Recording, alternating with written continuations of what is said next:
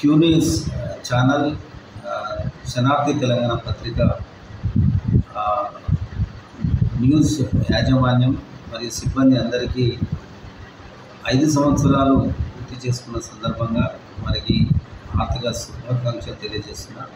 అలాగే పేదల గొంతుకై పేదల పక్షాన పనిచేస్తున్న ఈ పత్రిక మరియు ఛానల్కు 6వ సంవత్సరంలో అడుగుతున్న సందర్భంగా శుభాకాంక్షలు తెలియజేస్తున్నాము. అలాగే ఈ ఎక్కువ మంది సబ్స్క్రైబర్స్కి